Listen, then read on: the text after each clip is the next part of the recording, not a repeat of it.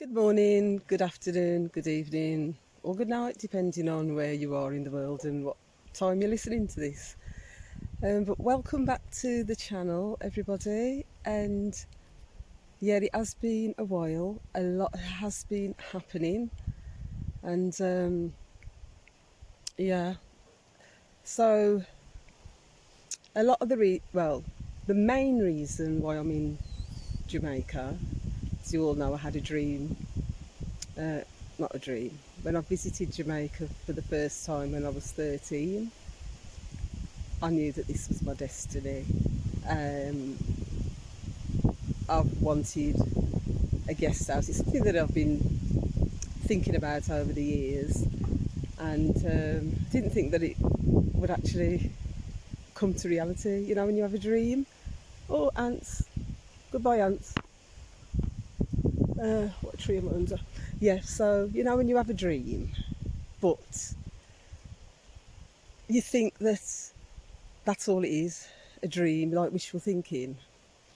Well, as I'm on my spiritual journey, I realise that dreams are actually um, put in our hearts by God, by our Creator, and we're all on a journey. Some of us just, a spiritual journey, but many of us don't kind of realise that.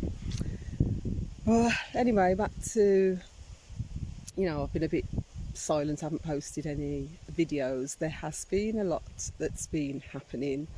A lot of changes have taken place, and I'm on a spiritual journey as well, and that's what's got me here. And a lot has been happening.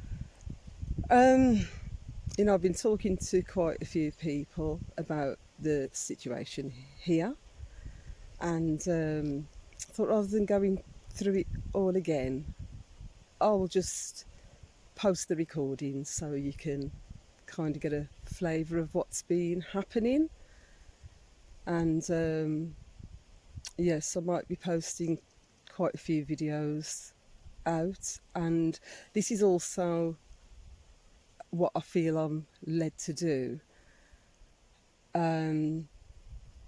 There's a lot of people that are going through situations and they don't really talk about it or cry out for help or maybe know how to, or just simply don't know who to trust.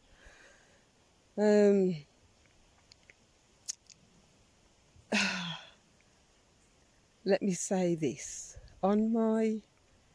As part of my journey, my spiritual journey, I've been learning so much. Learning that, everything that we've been told, it's not necessarily the case. We've been presented with, i.e. religion, there's way more, way more to God than religion. In fact, it isn't even about religion, it's about true spirituality. And like at the start of 2020, I, with all the stuff that was going on with the COVID and that, a lot of questions started coming up in my mind. And I said to God one day, God, there's something going on. Something going on the planet. But I don't know. And I said, God, I just want to know the truth, the whole truth, and nothing but the truth. And so help me God. Not realising that, my God,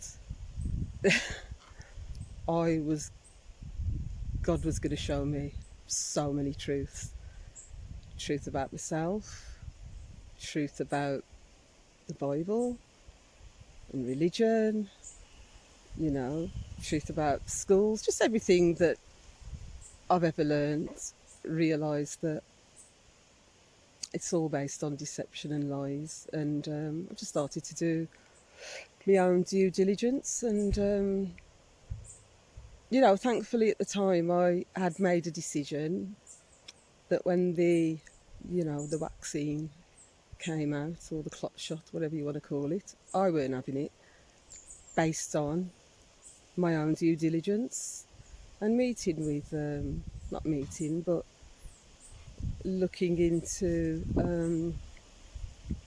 you know, real scientists, real doctors, and what their take was on it, you know, about the whole pandemic and, you know, the vaccines that they brought in, um, and just realise, oh my God, there is so much that we don't know. We are so ignorant about so many things. So it's been a journey and a half, and the journey continues. It's like, you know, get your popcorn and your Pepsi and your tea or whatever you need to get. Because, yeah, so as I've been on this journey, and, you know, I'm so much more in tune to hearing God than ever before. And learning the language of the universe. And, you know, don't get het up, people, when, you know, you talk about, okay, I might use the word God or the universe interchangeably. It don't matter, you know. And, you know, the great I am, all that is, universe, divine realm, source energy, whatever you want to call, you will get the prayers answered. So I've been learning about angel numbers, which, you know, even when I was in the UK, you know, I'd happen to look at the clock and it's 11:11 or 1:11 or 2:22, things like that. And I think, oh, that's a bit of a coincidence, and not really, just kind of wondered, but didn't sort of delve into it. And then one day I just thought, I wonder if God's trying to tell me something here. So, you know, 111 keeps popping up, and 11:11. Oh, let me even look into it. Oh my God! So I put spiritual meaning of 11:11, and my God, when it came up, it was like speaking to me. And then, you know, I'll be out in the car. It's like I would just be drawn to a license plate, and then, you know, there were numbers that were coming up, and I was looking at them, and they were speaking to my situation. I thought, God, this is remarkable. And so that was what's been happening. So, you know, learning about, okay, you've got those kind of numbers, then you've got, like, say 1010, which is like a mirror number, and then you've got, like, say 7227 is a palindrome number because it reads the same forwards as it does backwards. So I realised that these are synchronicities, and this is the language of the universe. And basically I've been following that, and it's actually saving my life. Back in December, an angel number, I can't even say what number it was because so many numbers, I've got them all listed. It's overwhelming. God's always speaking. We just need to be in tune to hear what he's saying, to hear what the universe is saying. We've got to be in tune. You know, there is a language of the universe that we can all learn, that we can all know. And so, yeah, it's this angel number came, and it said that you're about to enter some very challenging times. I said, okay. It's about to go into some, I'm like rephrasing. There's going to be a lot of twists and turns, things that you never expected. And it's like a bit of a warning. But don't be discouraged. Be positive, and know that the universe is conspiring in your favour. And develop yourself spiritually, get into the place of meditation, prayer, learn. So basically it's like, you know, when you come out of the religious box. So for me, it was the Christian in the church, which I'm not bashing it. You know, we need an entry point, but I realise now that that's actually like I'd say kindergarten. You know, you've got to move on from that really, and there's way more that the church cannot teach, cannot. And I can say that from experience because you know I was a pastor for 5 years and a street pastor for 4 years, and in the church as a Christian for 20 years. And what I've learned in the last 4 years, I stopped going when the COVID came out. And so what I've learned in the last 4 years is way more than I ever learned, whatever. In the 20 years I spent as a Christian, I lived as a Christian. So everybody's on their journey. Some know, some don't. You know, some are aware, some are not aware. And you know, people are where they're at, and some people, this, you know, rather than criticise what I'm saying, it's better just switch me off and turn me off, because it might not be for you. You might not be ready to hear what I've got to say. And I've been in that position. I remember my nephew Ashley, when he was talking about this, oh, Auntie Denise, you know, with the Christian religion and this, that, and the other. Oh, I didn't know, I slammed him down. I didn't even want to be here.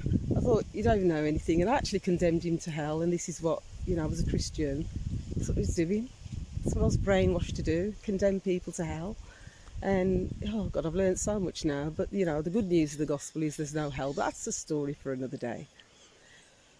So back to this. God, you know, oh, what's all this then? Very challenging times. I mean, I've heard about challenging, but very challenging. And the first thing that came to my mind was, and I actually said it out, this is Patrick. This is Patrick. Right, so I'm gonna, just like I said, I'd been telling a friend about what's been going on. So I've got the voice notes, so I'm just going to play those back to you. And you see, one of the things that God said to me, spoken to my heart, that you know, sometimes there's just so much cognitive dissonance. It doesn't matter about all the evidence.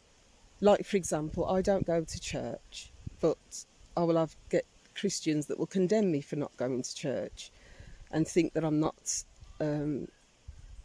connected with God because I'm not, I can't say I denounce Christianity, but I'm not on that road now. I'm not on that path. It's served its purpose, and you know, has it always been a horrible time in the church? No, but there have been some really terrible times in there, and there was more questions than answers for me, and it just got to the point where something don't feel right about it. So I just felt God said, come out from amongst them. It's like, you know, God wants a one-on-one relationship. You don't need to go through a pastor, preacher, teacher, and go through all these people that are missing it themselves. They're missing the mark themselves. You know, you can go straight to the source, straight to source energy. And, you know, it's wonderful. It really is.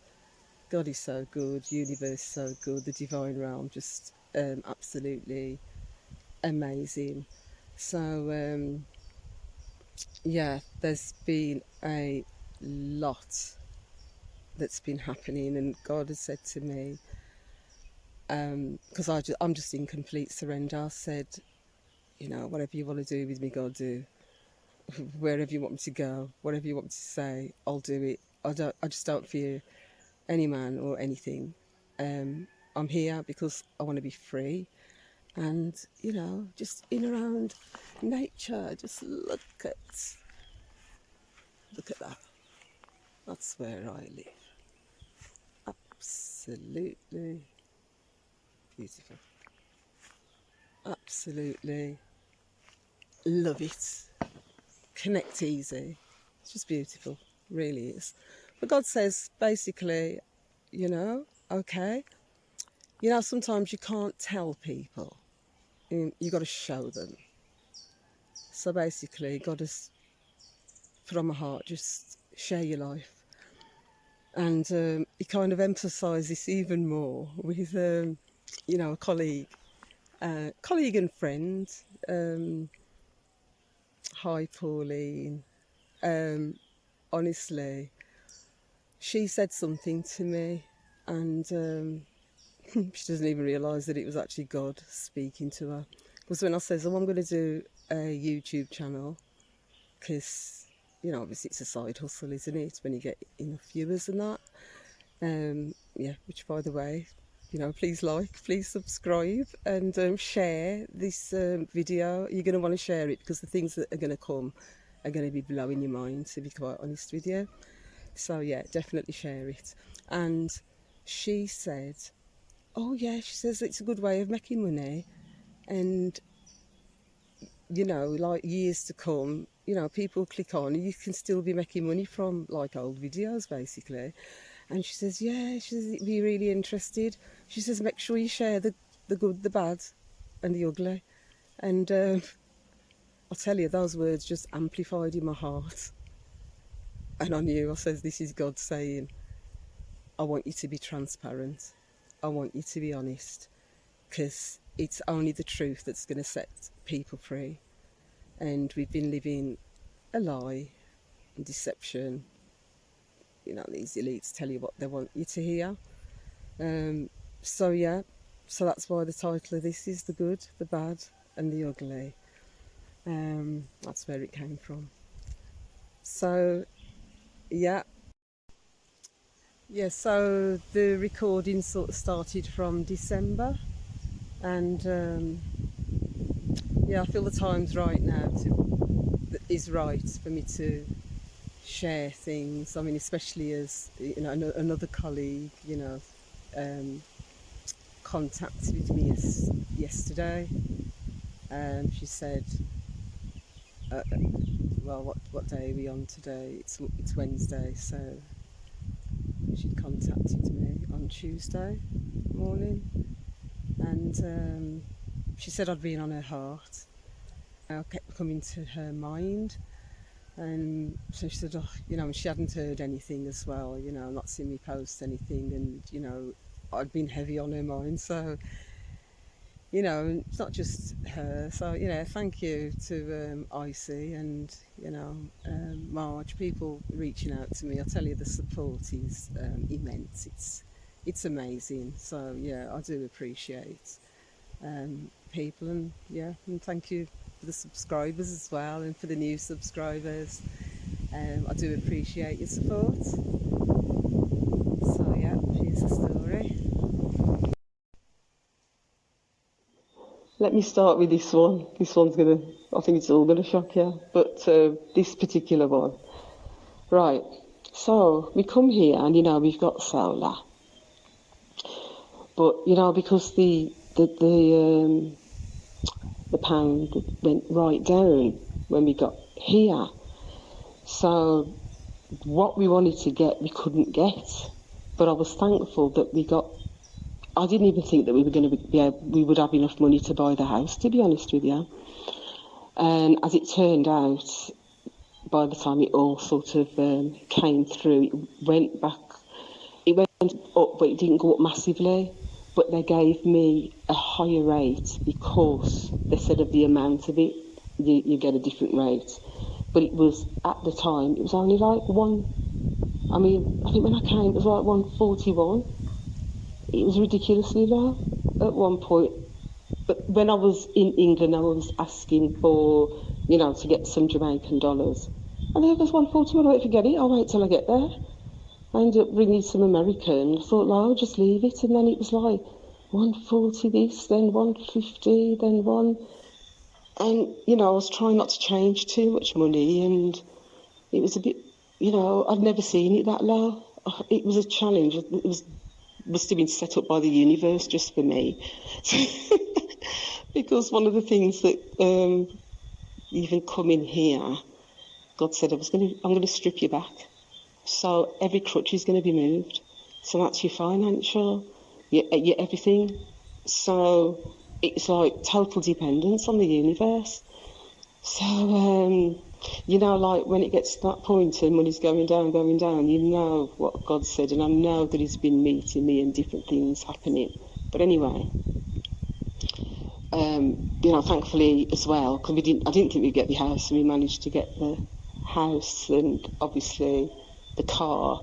The solar, we were only able to get part of it, so they said the minimum to make it sort of viable would be 8 batteries and I think 9 solar panels, but ideally you need 12. So, okay, so we manage it. Yeah, obviously if it's overcast, you can't really use it, but then you can't kind of, I mean, you've got a portable AC unit, you know, which can run a bit, but not much. And then obviously of a night, you're okay with the fan, but there's no way that you can be burning a lot of the stuff through the night. So anyway, round here, when you drive down this lane, most of the people they're nicking their electricity. So you've got the things on the what's it? You know, on the electric line. I know it's wrong, but I'm just going to, you know, put it out there because, you know what I mean, God knows about it. So, and then, so basically, because Patrick apparently, when he was living here, his friend, he's never paid for electricity. So, and then if I go back a bit, not to just, well actually, you know, you do things based on your experience and your knowledge and what you know. So I don't really have much respect for corporations. Now, you know, when I started this journey after the COVID and whatever, and I went down some rabbit holes, and you get to, you know, learn that there's 13 wicked families, Rothschild, Rockefellers, all them. They say conspiracy theories, but it's not. And they are basically controlling the whole world. So everything, electricity we ain't supposed to pay for. Water is a necessity. We ain't supposed to be paying for all that. But they've hidden so many things from us, and what they're doing basically is keeping us in a place of poverty and powerless and not knowing what our true rights are. So, you know, whilst I'm absolutely against things like, you know, scamming, but that said, people need to survive somehow, so people are clutching at anything. So anyway, long story short, he got his friend to, well, basically he dug, the friend, he's a Sparky, dug out the post, yeah, and attached the electric so that, you know, we could have used like the AC, the washing machine. Well, I use the washing machine anyway, but you know, I could wash it other times. It doesn't have to just be sunny, that kind of thing. But the main thing why Patrick wanted it was because, you know, he loves his music. So he obviously wants his music. He wants to be able to play his music freely, which he couldn't do on the solar. You know, after the sun goes down, he basically had to turn it off. So that was that. So that was done like a couple of months ago. Anyways, this is what happened. Molly, you know, Patrick's sister Molly, she, because the chickens needed to be killed, so it's usually her and her husband that do the killing, and a son and Jovian. So it was on a Sunday, and she didn't go to church on the Sunday because she was coming to kill the chickens, but she was trying to listen to the service on her phone. So Patrick's playing his music, really, really lowered. And then she said something like, "Oh, Patrick, would I be able to, like, listen to the service?" Oh, we went off on one. He said, "When they go to church, and this, that, and the other, and the church does or whatever, they say no go to hell. Me want to listen to Bob Marley, and you this and that and the other." So I was up in the kitchen. I'm hearing they shouting, so I go down, and I'm saying, "Patrick, pack it in. Leave it. No, no." And going on and on. But I just went up and I said, "Look, can we keep the peace?" Because she was then saying, "Look, you're on your journey and I'm on mine, and church is important to me." And I says to Patrick, "You've got to allow her to do what she's doing. She's coming, she's helping, she's not charging or anything." So, right. So they've got this big row was going. And in the end, I went and turned the thing off so that she could listen to her church service while she's doing that, because the church service is going to be over and you can play your music afterwards, Patrick. And then he's telling me to turn it back on, and I'm like, "Patrick, let's just have a bit of peace on the Sunday, and they're here working." So that was on the Sunday. So on thingy, because bearing in mind, nobody knows what we've done, only me, Patrick, and the person that's put the thing on. So as far as people are concerned, you know what I mean, we're using solar. So anyway, on the Tuesday, 2 days after, I'm lying on the bed in the room that we're going to use as a guest room. So it's like on the veranda, and he's always fixing something, taking something apart, and he's fixing it. So, I hear these vehicles outside, and I'm lying on the bed. I was actually meditating, having a little meds and talking to God.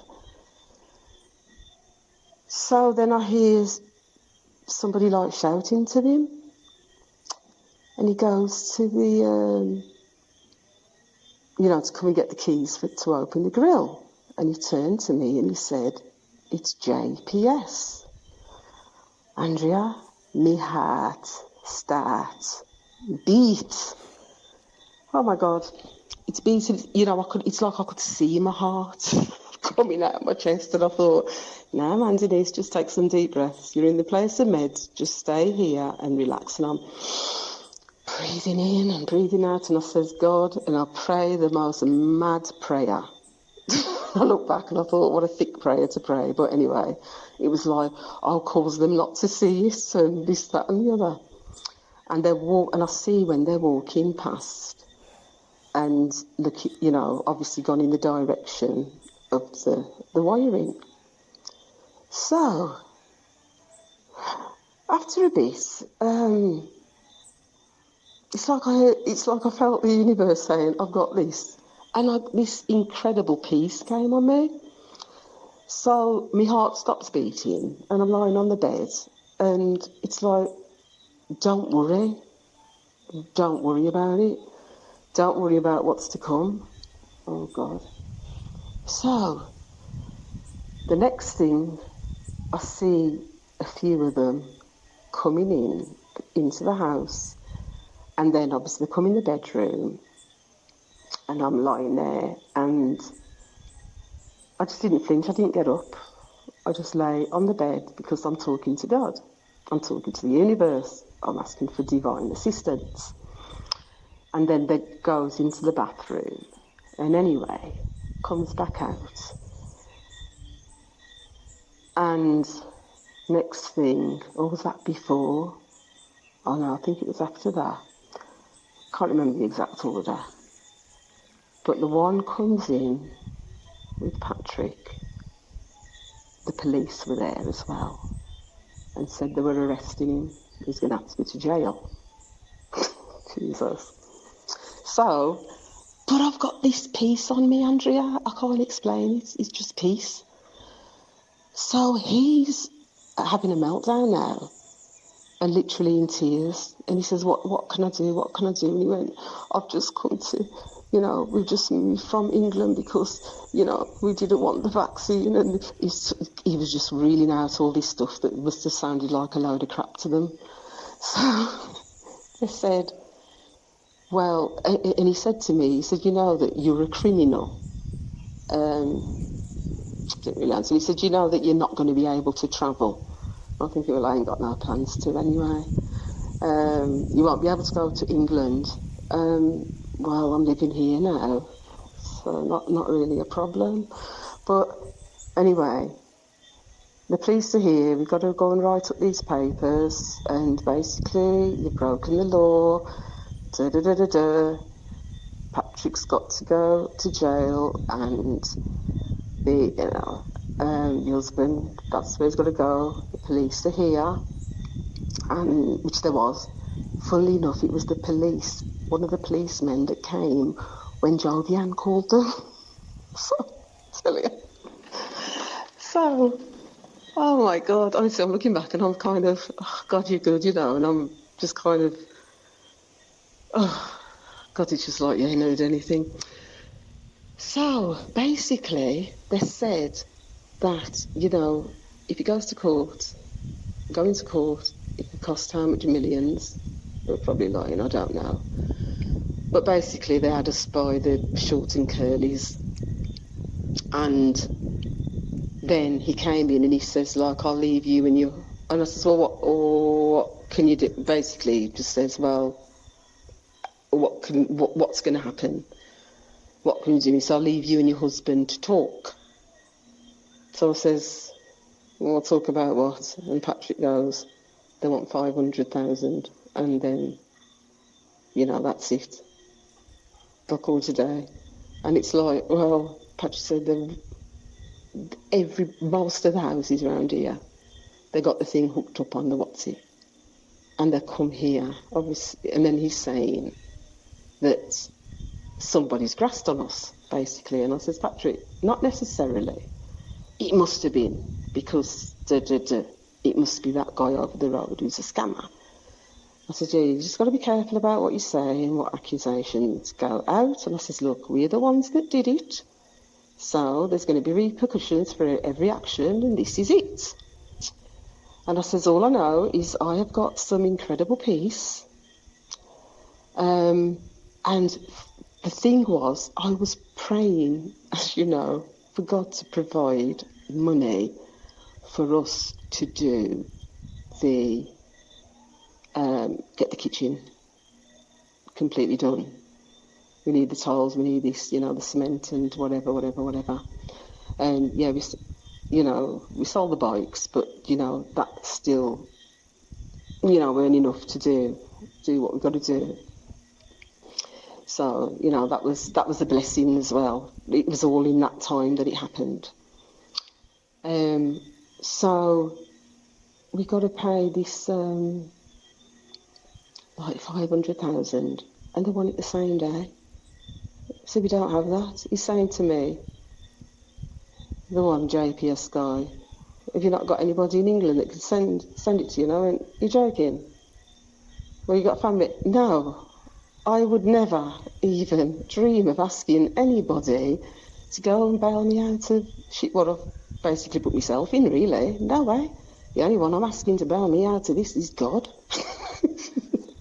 That's the only one I can ask, Andrea. So, obviously now his mum, she's frantic and she's ringing round. She's ringing his son in America. They're going to put your dad in jail. If you've got, some money, like 500,000, that's what? It's about over £2,000, isn't it? Nearly £3,000.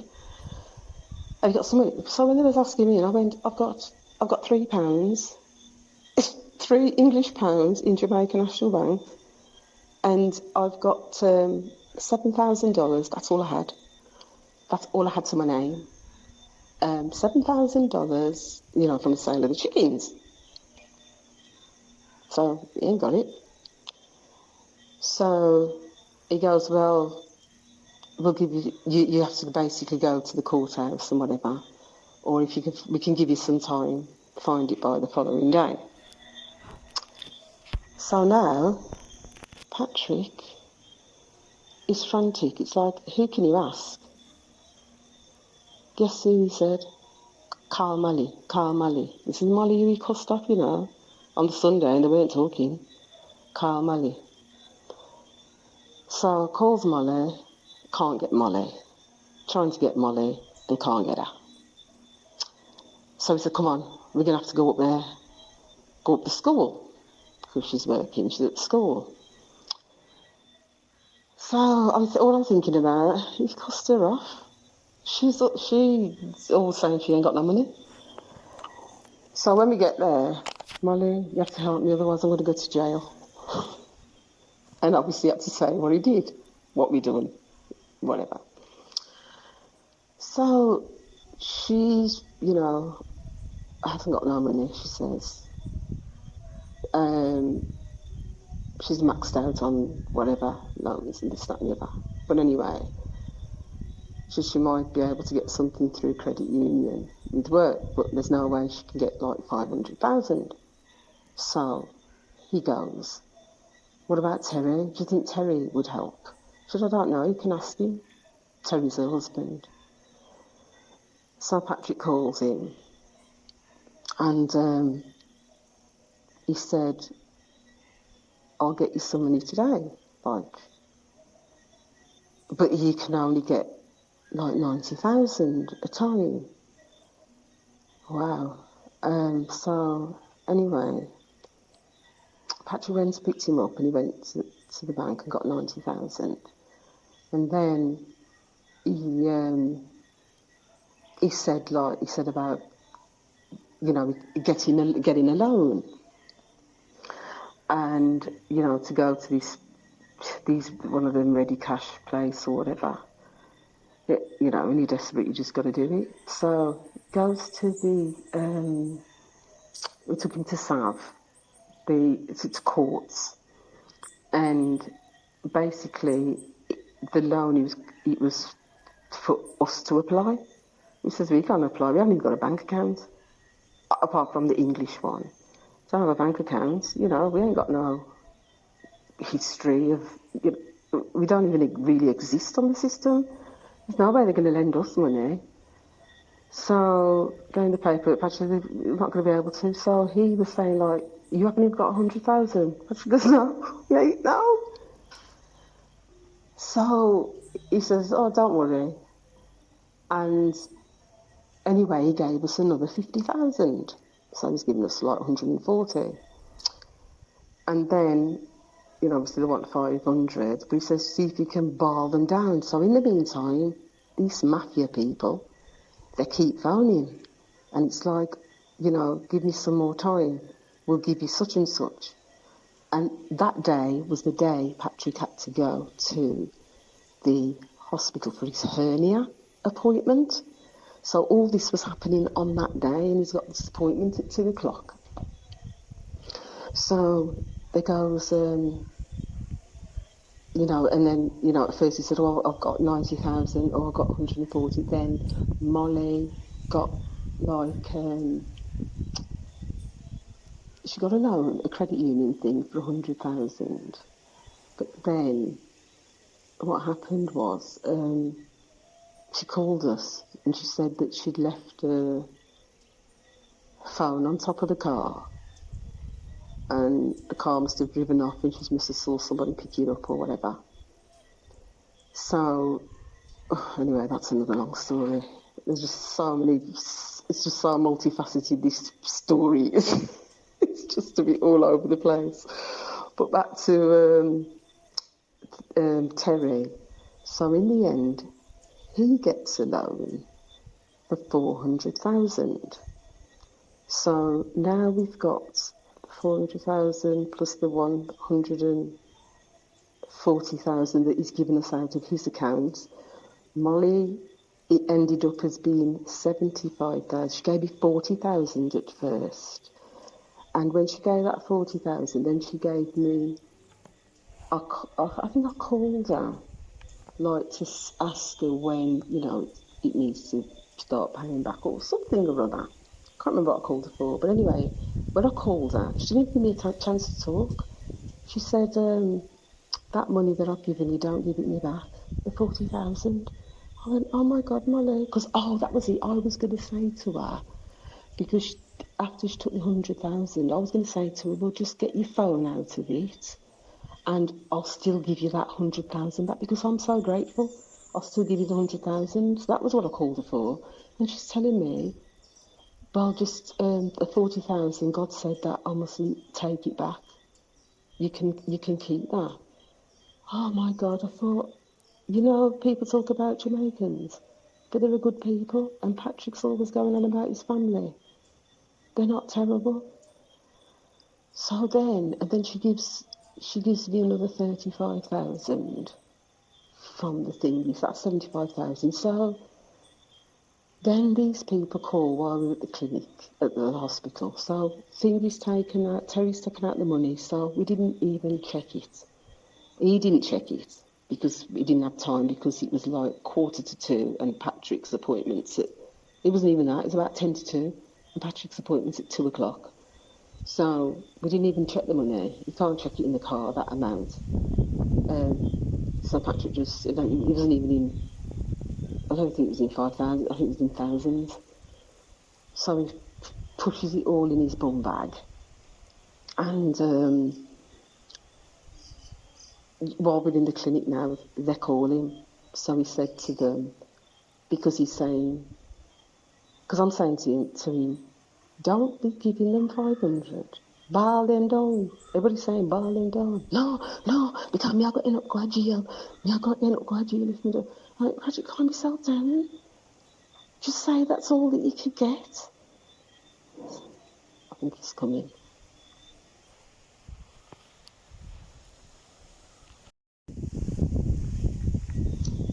Yeah, so I say to him, tell them that that's all you could get. Like, okay, the money's already in the mag, 400,000 then. Don't give them the rest of it.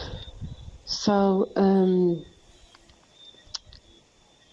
so he has this money, and, at the clinic, his number's coming up, and that's when they call. Where are you? He said to them, I've only managed to get, because they were actually saying, well, you can, because Patrick said, well, we haven't got nothing. You haven't got the money. And he's saying, well, you got a car. You can put that up. That's basically put whatever, pawn it or whatever. So we can't do that. We need our car. So anyway, he told them, I've only got 400,000.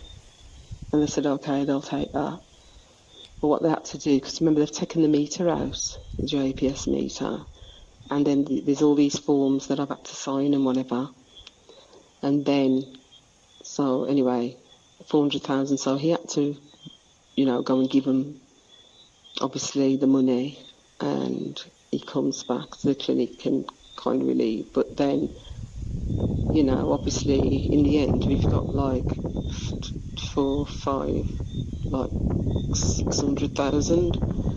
So he calls Terry and said that, they took the 400,000, and he basically said, well, you need to sort yourself out, so just use the rest to do what you need to do, and just give me back whenever. Obviously, so the loan, you get a month really, and to start paying back. So, so that was that. But what did I learn out of that? That not every Jamaican is terrible, that there are some good people here. It's a situation that you could say like we're in the wrong, but I'm a bit knocked about JPS and how they're teething people and ready to cut off people's lighter when they're putting it on. There's this big surge and it shoots up the bill and whatever. So if I can nick from them, then whatever. And water, that's my other beef. That's my other gripe. And if there's a way around getting water, I'll tell you, apart from the rain. it's just really bad that these things are necessities. But anyway, that's my own gripe. So, but it's almost like God ain't happy with the gripe either. You know, happy about what these people are doing. You know, the corporations. You know, keeping us in that place of, you know, poverty, wanting to be in control. But anyway, that's another story. So yeah, he just basically said, like, do what you need to do, and you know, don't worry about it. And he says, because, you know, Jah is faithful, Jah is good, and you just think, he so is. God is so good. Universe is so good. And the whole situation just turned around. So the following day, they came and obviously for the piece of paper, because obviously that's going to be evidence against them. I mean, I don't know if it goes to court. I didn't even want it to go down there. Maybe you wouldn't have paid that much, but I ain't taking the chance because Jamaica's corrupt. And it's like, if they're that at this level, as you get further, it was like, just do away with it. We got a lesson, basically, and we got what we needed. So obviously we got that, you know, the bikes, the guy took the bikes off us as well. So there was, you know, more than enough, you know, and to keep some back as well for the first payment, which we paid basically. So, and the other thing is, like, now, because sometimes I love music, Andrea, I love it. But some days I just want it to be quiet. And since having the JPS, it's been nothing but boom, boom, boom, boom, boom. And then because the people in the community, oh, your music sounds nice and this, that and the other, and the community, you got good selection, he feels now that he has to kind of, you know, make the community happy, but at the expense of everybody else, because sometimes I just want it to be quiet, because I want my little meds. You know, and his mum trying to pray and stuff, and then you got this music going, which I don't mind, but it was like very constant. So, look at that. Molly just wants to do a bit of worshipping. He wants to play his music, and now he's got no music that he can. Well, you know, he can't play it as he was playing it unless he's at the beach or whatever. But that hasn't happened, you know, since you've been here. So, yeah, that was that. Oh God, so I'll have to just have a little break here. Get yourself a cup of tea and get ready for the roller coaster ride. Because that ain't anything.